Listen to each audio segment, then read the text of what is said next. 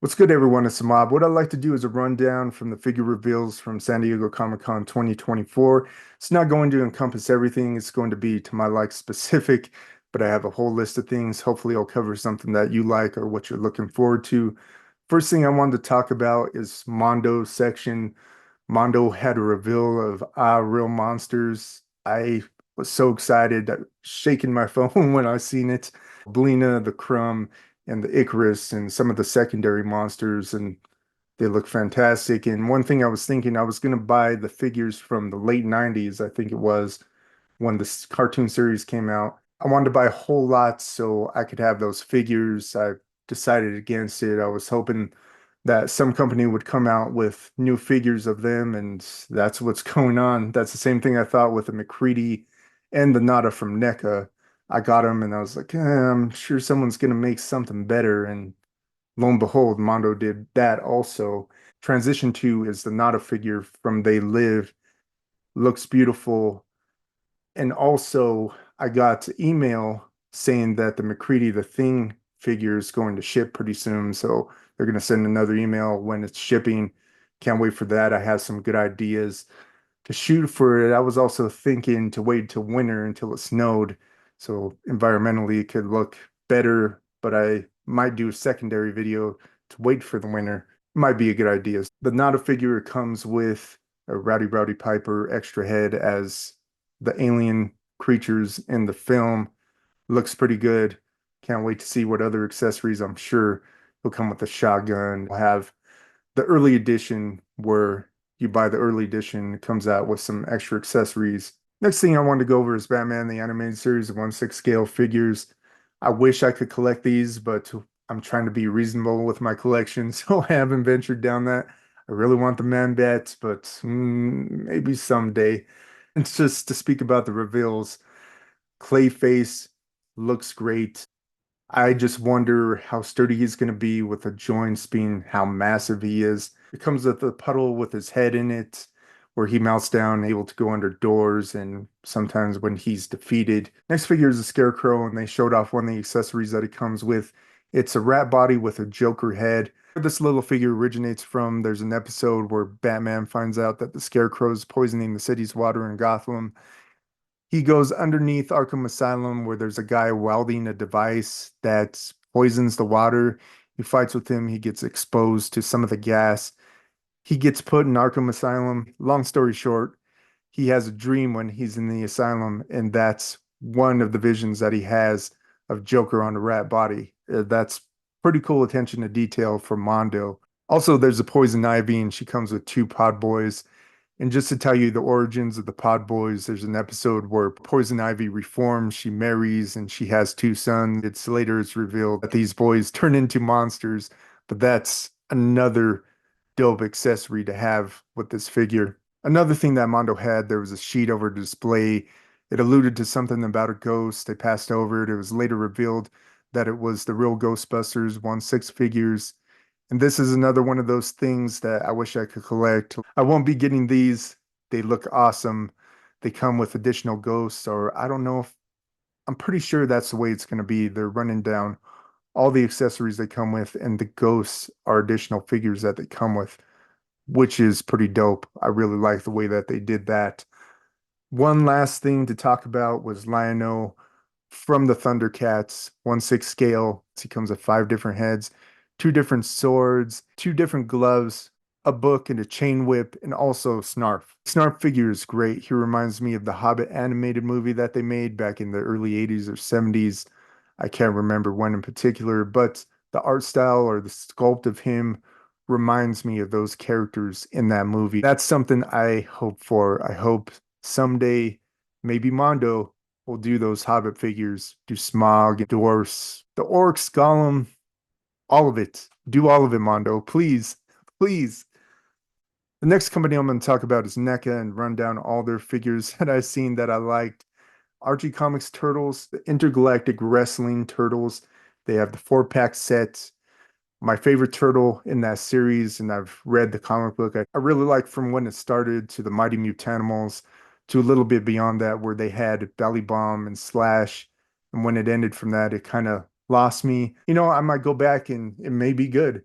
but I'm over nostalgic about that original run from 1 to 27, I believe it is, somewhere around there. One thing that they displayed in particular is that backdrop behind the wrestling ring. There's three gray aliens, there's a Triceraton, and there's Yoda even. Some of the things that I could just think of off the top of my head, but they need to release that backdrop. And I'll get to it. The Crying Hound figure, the forearm figure, love it. Can't wait to get it. I hope, and it would blow my mind if they made Cuddly Cowlick.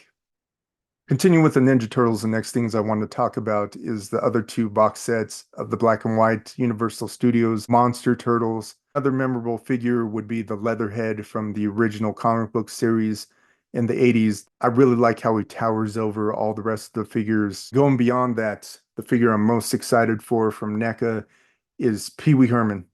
Comes with Terry the Pterodactyl. The heads that they had on display are kind of marginal. I know that's how it is with NECA. I try to look at every figure to see which has the best painted face. Hopefully, this one will be a little bit better. Obviously, it's a mock-up and they wanted to get it out there. I hope it will be a lot better than what it looks. Next thing would be the Halloween Kids. They came out with a series of kids dressed in costumes.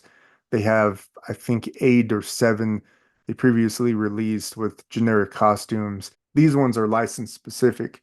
So there's Alien, there's the Gremlins, there's Stripe and Gizmo, and there's also Beetlejuice. Maybe that's alluding to that they're going to release Beetlejuice action figures from the animated line.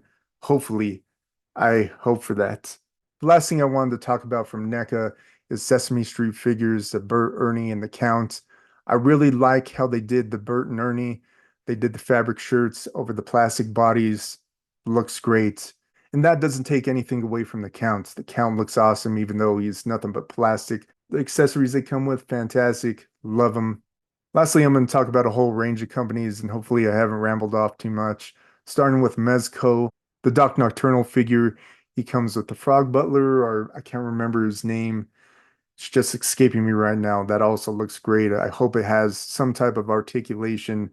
Indiana Jones figure, Junkyard Joe, Golden Age Joker, awesome. Dick Tracy, the Blank, and that's one line I kind of had to bail out on. It was becoming too much. I knew it was going to become a lot. They had the Dick Tracy, the flat top, prune face, and now the Blank, and I'm sure they'll do a whole range of other characters too. I'm kind of regretting it now from looking at this Blank, but we'll see what happens. And another thing I want to go over, and I don't understand it, is the Dr. Octopus figure. He has what essentially is pajamas. I don't like these type of figures. I wish there was another way they could put him in some type of clothing where it doesn't look like pajamas. But that just completely deflates my tires when it comes to figures as pajama type clothing. Every other part of him looks great, but the pajama look is just, it's not it. It's not it. Up next is the Syndicate Collectibles Bloodsport figures with the John Lee and the Frank Dukes. I hope these figures are good. I've never actually owned one of their figures. They look great. I hope they are. Another thing that they had is a Bender figure. Can't wait to see what's coming out with that. I would like a Bender figure from Futurama. They also make statues. The Goalie statue was awesome. Oh, and before I forget, the last thing I wanted to talk about from them is Ash's Chainsaw from Army of Darkness. As soon as I saw that, I immediately pre-ordered it. Can't wait to get it. Make sounds. It should be awesome. 1,000 toys with Lobster Johnson and Howboy, and I was no joke looking at these for a few weeks now, wanting these figures. They made a past release, and I think they're just re-releasing them. I don't know if they come with the same stuff. Really like the look to these figures. I want Abe Sapien also, so I could have the complete set. I have those on pre-order. Next company is Super 7, and that's really the only thing that I saw that I wanted from them was the 2003 Ninja Turtles. That's my favorite incarnation of Ninja Turtles. It's based on the original comic book series. These figures look good. I hope that the quality is as good as they look, because usually Super 7 is kind of So leaning in on Super 7, I really wanted their Simpsons figures, and I was just worried about the QC. Time after time, I've had problem with Super 7's QC, so I stood out of it. And plus, they're very expensive. If you want to do a whole wider range of the characters of the Simpsons, by the time you'd be done with them, you'd be $10,000, $20,000 in debt from all the characters. So I hope there was a cheaper alternative, and that's exactly what happened. Jakks Pacific released their 5-inch figures of The Simpsons, and they're reasonably priced. That's something that I could get into as opposed to Super 7, and also worrying about what the quality control would be. I got some of the minifigures. I think they're 2.5-inch or 3-inch. I'm not too sure what they are. I'm still looking for the 5-inch, but the ones that they revealed at Comic-Con were Vampire Mr. Burns. There was Paint Can Homer that comes with the pool, and it's so cool that he comes with the fence. And also Radioactive Man, and his chest lights up, which is kind of akin to the Burger King figures that they released in the past. I think that's a nice little touch they made to it. I wanted to do a rundown of all the figure releases that they have going on and all the reveals. Can't wait for all this stuff. Hope you enjoyed the video. You know what it is. It's a mop.